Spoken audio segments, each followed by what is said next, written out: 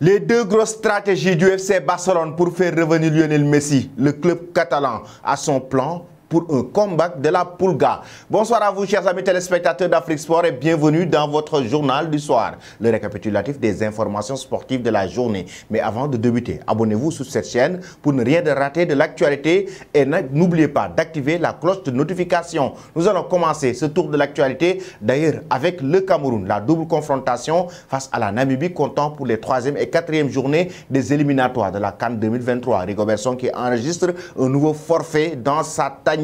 En effet, après l'absence de Choupo-Moting qui déclare forfait pour ce match, il s'agit de Karl Toko Ekambi. Le joueur rennais actuellement ne va pas participer à cette rencontre du Cameroun. Lui qui avait d'ailleurs marqué le but salvateur, le but de qualification du Cameroun face à l'Algérie pour décrocher une qualification pour la Coupe du Monde Qatar 2022 qui reste parmi les cadres de Rigobert Song. De cette équipe nationale camerounaise, Karl Toko Ekambi sera absent concernant les matchs du mois de mars. Et pourquoi? Parce qu'il s'est blessé au ischio-jambier qu'il a contracté lors de la rencontre entre le Paris Saint-Germain et le Stade Rennais. D'ailleurs, il a été même buteur dans ce match avec cette équipe rennaise. Et en même temps aussi, Karl Toko Ekambi reste un des éléments clés de Rigobert Song. Ça veut dire qu'après Choupo-Moting et après aussi Karl Toko Ekambi, Rigobert Song doit trouver maintenant une nouvelle solution, peut-être avec les joueurs locaux, mais une nouvelle solution pour décrocher vraiment une victoire avec cette équipe de la Namibie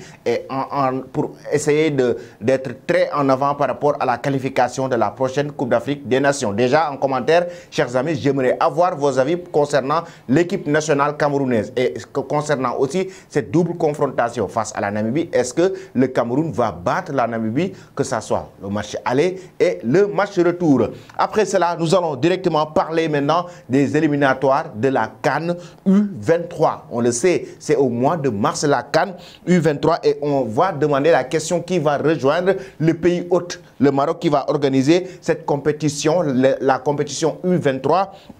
Donc 14 nations qui sont en lice pour décrocher la qualification et on a besoin de 7 places. Il reste 7 places concernant les éliminatoires de la CAN U23 et déjà il y aura l'Algérie, l'Égypte, le Ghana, le Mali, le Nigeria ou encore le Sénégal qui sont en lice pour essayer de décrocher la qualification pour la CAN U23 qui va se jouer du côté du Maroc. Et voici le programme que je vais vous donner ce mercredi 22 mars 15h. On aura Nigeria, Guinée à 16h, Égypte, Zambie 19h, Sénégal, Mali. Le jeudi 23 mars, on aura à 13h l'Afrique du Sud qui va faire face au Congo. Le vendredi toujours 24 mars avec l'Algérie qui affrontera le Ghana. Le samedi 25 mars, on aura à 14h30 Gabon, Cameroun, chers amis. Le match retour, ce sera à partir du dimanche. Oui, bien sûr, du dimanche entre la Zambie et l'Égypte à 17h. Le lundi 27 mars, on aura entre le Congo et l'Afrique du Sud. Le mardi 28 mars, on aura Cameroun, Gabon à 14h, Ghana, Algérie à 14h, Guinée, Nigeria à 14h,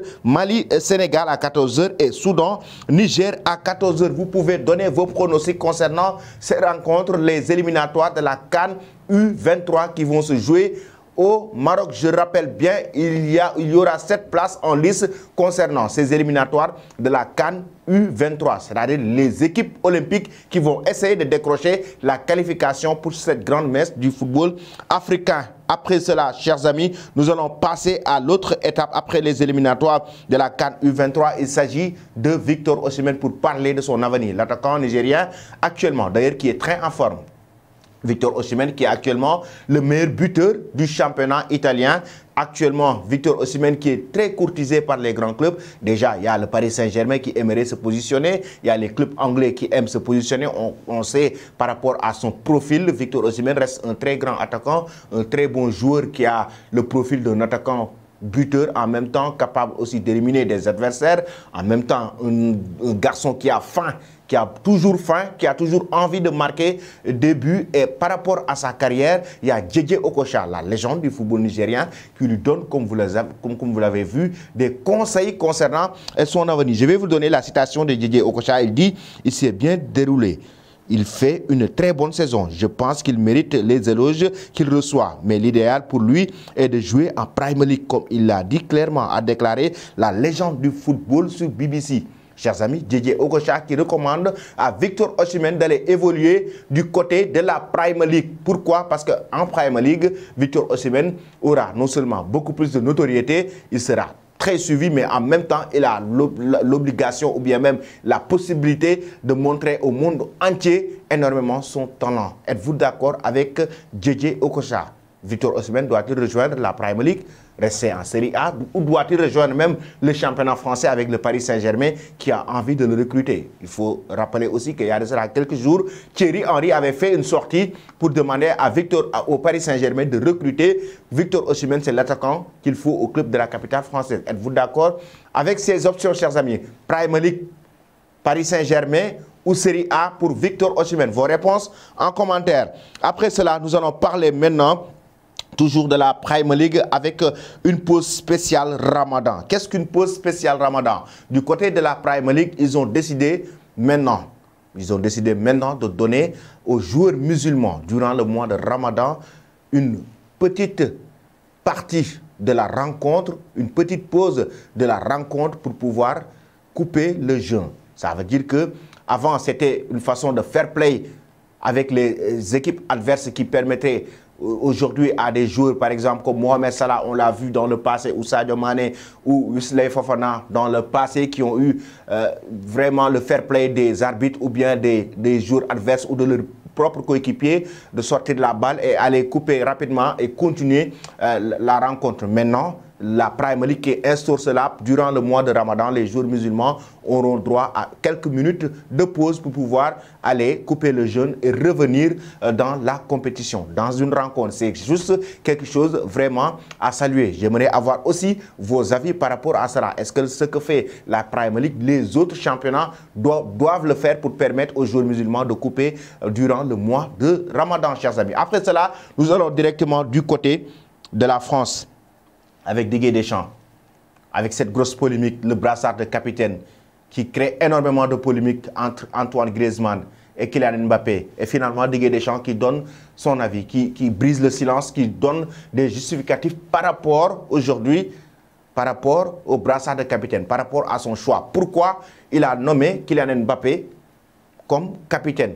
Je l'ai évoqué ce matin dans la revue de presse pour dire aujourd'hui que Kylian Mbappé est le leader technique actuellement de cette équipe nationale de la France. Mais on se rappelle de son discours très poignant lors de la finale de la Coupe du Monde Qatar 2022 à la mi-temps, la façon dont il a parlé avec ses coéquipiers alors que la France a été menée sur un score de 2-0 par l'Albi Céleste d'Argentine. Maintenant, justement, Didier Deschamps a évoqué pourquoi il a fait de Kylian Mbappé son capitaine. Kylian est le nouveau capitaine des Bleus. Antoine Griezmann est le vice-capitaine. Kylian réunit toutes les cases pour avoir cette responsabilité sur le terrain comme dans la vie du groupe en étant un élément fédérateur, a indiqué le technicien français dans une interview qui sera diffusée prochainement sur la TF1. Et déjà, il a expliqué carrément que Mbappé réunit toutes les conditions pour devenir le capitaine de cette équipe nationale de France, c'est-à-dire le fait d'être un fédérateur au sein du groupe. Une équipe a besoin d'un leader technique, d'un leader moral, comme ça, capable de réunir ses troupes, ses coéquipiers, mais aussi sur le terrain, quelqu'un capable de pousser son équipe sur le plan tactique, sur le plan technique et sur le plan de l'efficacité. Raison pour laquelle, d'ailleurs, il l'a nommé comme capitaine de l'équipe de France. Mais cela, comme vous le savez, a créé énormément de critiques parce qu'Antoine Griezmann, aujourd'hui, était très frustré après cette annonce. Et selon la presse française, il penserait même à quitter ou bien même à prendre sa retraite internationale parce qu'il voulait être le capitaine de cette équipe de France jusqu'à l'Euro 2024. En commentaire, dites-nous, chers amis, aujourd'hui, est-ce un bon choix pour Didier Deschamps? A-t-il fait le bon choix de nommer Kylian Mbappé capitaine de l'équipe de France? Ou devait-il le donner à Antoine Griezmann après la retraite internationale d'Hugo Lloris? Vos réponses seront très attendues, chers amis, en commentaire. J'aimerais bien avoir vos avis en commentaire. Et nous allons terminer cette édition maintenant sur le FC Barcelone avec la Pulga Lionel Messi. Le Barça a deux grosses stratégies pour pouvoir faire revenir Lionel Messi. La première solution, c'est quoi? C'est que le FC Barcelone veut faire revenir Lionel Messi l'été prochain, mais à une condition. La condition en est que Messi ne doit pas prolonger son contrat au sein du Paris Saint-Germain. Ça, c'est la première condition. Lionel Messi ne doit pas prolonger du tout son contrat avec le club de la capitale française. Et dans ce cas, le FC Barcelone aura l'opportunité d'entrer en jeu et d'aller recruter Lionel Messi l'été prochain. Mais aussi, toujours dans cette première solution, il faut que Lionel Messi diminue son salaire. Il faut que Lionel Messi joue en fonction de la masse salariale du FC Barcelone qui est dans des difficultés financières. Et aujourd'hui, le Barça est prêt, si Messi fait des efforts sur le plan financier, de faire un pas vers lui aussi, de le recruter, de le faire revenir l'été prochain, l'été 2023. La deuxième option, c'est de jouer sur l'image de Lionel Messi. On sait qu'actuellement, Lionel Messi est une star mondiale. Aujourd'hui, Lionel Messi, qui est plébiscité comme le meilleur joueur de tous les temps. Le Barça veut jouer sur l'image de Lionel Messi. Certes, sur le plan financier, le club catalan a énormément de difficultés. Le Barça veut jouer non seulement sur l'aspect sportif, mais sur l'aspect marketing et sponsoring. Par rapport à cela, ils vont proposer à Lionel Messi un contrat qui lui permettra d'avoir des pourcentages par rapport aux publicités, par rapport au sponsoring et par rapport à la vente des maillots. Énormément de choses sur le plan marketing que Lionel Messi peut générer de l'argent et revenir au Barça. Ce sont les deux stratégies du club catalan pour faire revenir la Pulga. Est-ce une bonne idée, chers amis? Lionel Messi doit-il rejoindre le FC Barcelone? Est-ce une bonne idée pour le Barça? Est-ce une bonne idée pour Lionel Messi? Vos réponses, je les attends en commentaire, chers amis. C'était tout pour votre journal du soir. Toi qui me suis, comme d'habitude, tu me suis. Est-ce que tu t'es abonné sur cette chaîne Afrique Sport News? Si tu ne l'as pas encore fait, abonne-toi et n'oublie pas d'activer la cloche de notification pour ne rien rater de l'actualité. Merci et très bonne soirée.